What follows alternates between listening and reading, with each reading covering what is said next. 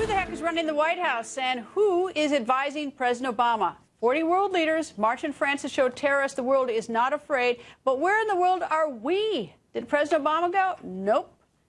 How about Vice President Biden?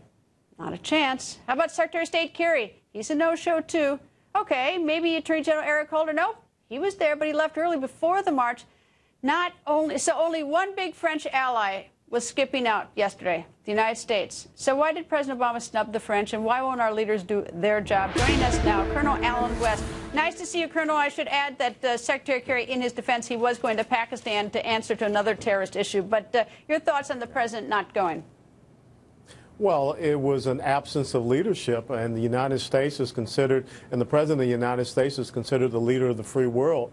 And in an instance such as this, it would have been great to have the President showing that solidarity. If you can get Benjamin Netanyahu and Mahmoud Abbas in that same line of leaders, then our President should have been there.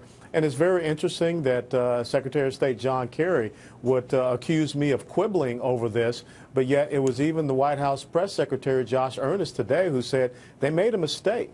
And so you have to ask yourself, you know, who is calling the shots? Who is advising the president? You know, what do they consider good optics? Because this is bad perception. You know what I don't get, though, is how it even happened. I mean, like, if I were invited to a big event, and I assume the President of the United States was invited, the first thing I would have said if I were a representative is, who's going? And when I start hearing Angela Merkel, German Chancellor, Prime Minister Cameron, President Abbas, Palestinian President, Prime Minister Netanyahu, I start hearing all these big names. I think two things. One is, wow, the United States ought to be represented. But secondly, this is my chance to get everybody in a room and try to figure out how we're going to confront this problem, you know, unity in numbers. You're absolutely right, but the thing is, we have an administration that does not want to admit that there is a problem. If you go back and you look at Attorney General Eric Holder's interview on Sunday on 2 talk shows, he refused to say Islamic extremism. We still can call the Nadal Hassan attack in Fort Hood workplace violence. We don't have an official stance from the administration on Islamic terrorism, jihadism, Islamofascism, Islamic totalitarianism. They just see this as extremism by another name. And that's very disconcerting. When you go back and you look at the speech that was given by the Egyptian President El-Sisi on New Year's Day at the Islamic Jurisprudence University there, and he called out the radical imams to stop with the violence, stop with the vile messaging that is causing people to go toward this very virulent ideology. But yet we can't get that from our own president and our own leadership. But yet they can take Air Force One to Knoxville, Tennessee, and talk about free community college education.